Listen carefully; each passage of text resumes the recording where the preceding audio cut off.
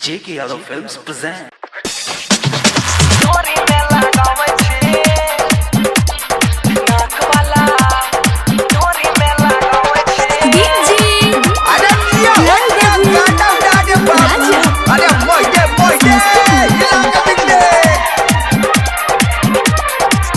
हरे ओइले बंगाल से तू लागे छी कमाल गे, मन करे काट लियो तोहर दोनों गाल गे।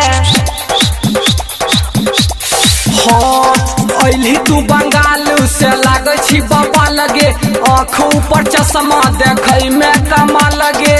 झाप के रखे किए सबके देखाबै छी, नाक वाला नथिया किया ढोढ़ी पर लगाबै छी, नाक वाला नथिया किया ढोढ़ी पर लगाबै छी, नाक वाला अरे नथिया नोच दिकारी ओइली तू बंगाल से लागै छी बाबा लगे, आँख पर चश्मा देखै में कमाल लगे। झाप के रखे किए सबके देखाबै छी, नाक वाला नथिया किया ढोढ़ी पर लगाबै छी, नाक वाला नथिया किया ढोढ़ी पर लगाबै छी, नाक वाला सुन ना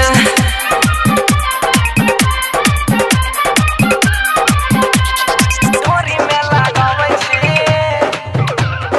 नाक वाला नथिया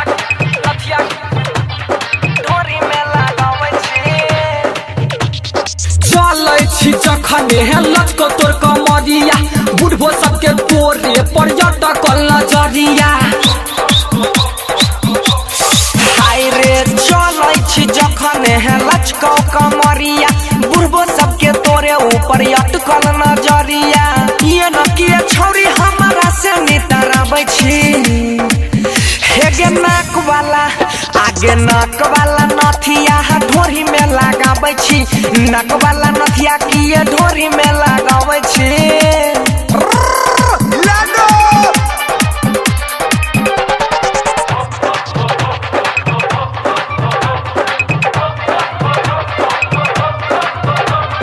Presented by Albina Recording Studio, Simla।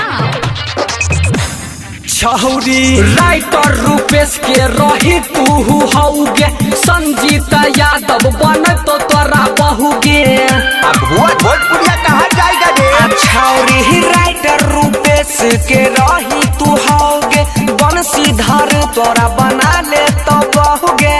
सबके तू छोरी हमारे पायक देखाबै छी, अरे माई रे माई नाक वाला नथिया किया ढोढ़ी पर लगाबै छी, नाक वाला नथिया किया ढोढ़ी पर लगाबै छी, नाक वाला सुन ना क्या बोला?